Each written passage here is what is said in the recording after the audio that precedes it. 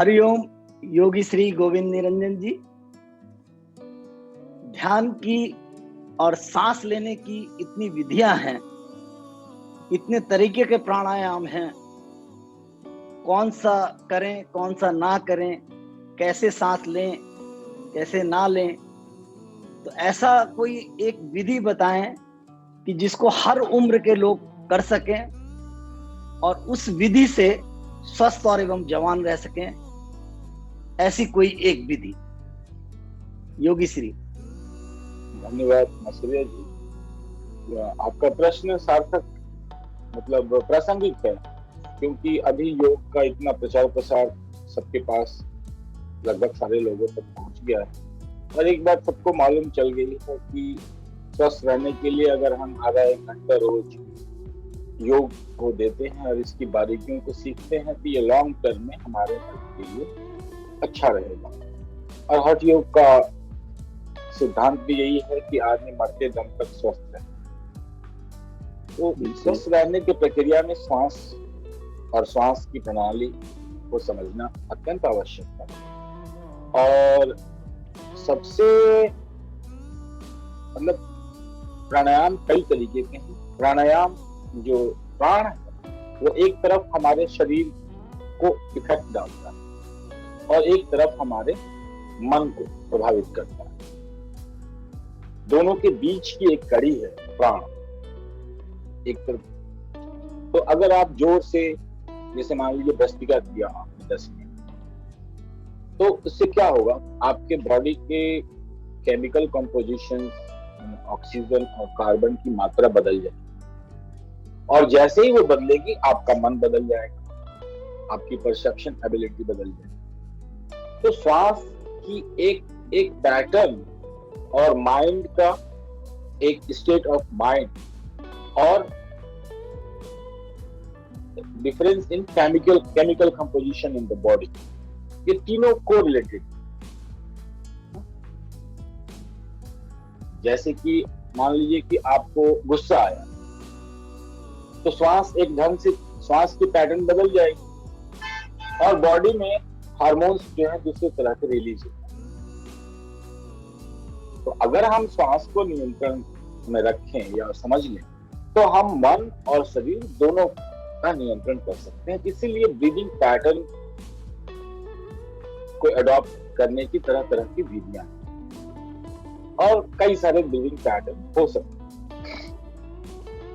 तो अगर हम एक खास स्टेट ऑफ माइंड की तलाश करें, आपको अपना कैसा माइंड चाहिए, जैसा माइंड चाहिए वैसी आप ब्रीदिंग करें।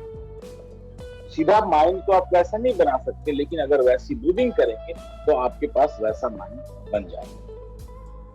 माने सांस लेने से हमारी मन स्थिति बदलती और शरीर की भी स्थिति बदलेगी, मन की बदलेगी तो शरीर की भी बदलेगी। तो कई सारे विधियों के प्रयोग से पहले हम पहले जीरो स्टेट में आने की कोशिश करें कि एक, जैसे कि इतने सारे जानवर हैं, वो तो कोई प्राणायाम उनको सिखाता नहीं, लेकिन वो स्वस्थ रहते हैं।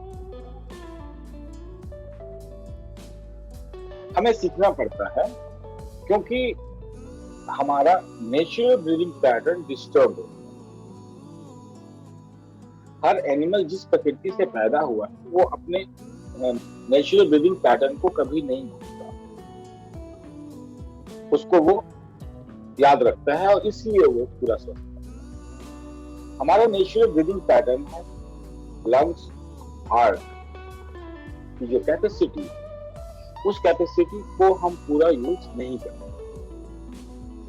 जैसे अगर आप जिस भी स्थिति में बैठे हो, चाहे खाना खाए हो ना खाए हो, या कभी भी या किसी भी उम्र का व्यक्ति इसको करता है, तो नेचुरल ब्रीदिंग आपको पूरा जीवन स्वस्थ रख सकती है बिना किसी मैनिपुलेशन या और भी कोई भी प्राणायाम चाहे। तो श्वास की अपनी एक बॉडी की अपनी एक कैपेसिटी है ब्रीदिंग इन करने, और एक कैपेसिटी है ब्रीदिंग आउट।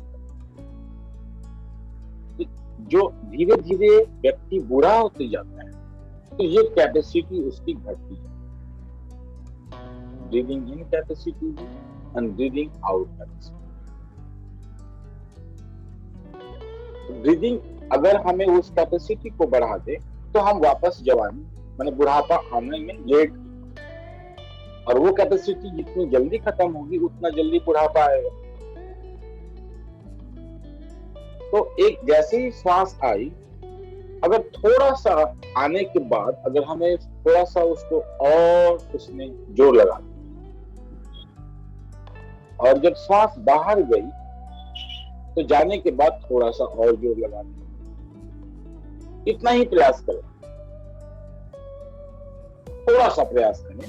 इस थोड़े से प्रयास में पूरी मनस्थिति आपकी बदल जाएगी, क्योंकि अब आप प्राकृतिक होंगे। नेचुरल हेल्थ, जो नेचुरल आपकी प्रक्रिया है वो स्टार्ट। जब हम नेचुरल ब्रीदिंग में एस्टैब्लिश हो जाए बिना कोई आवाज किए, अगर हम full breath in and full breath out कर सकते हैं तो यही नेचुरल ब्रीदिंग।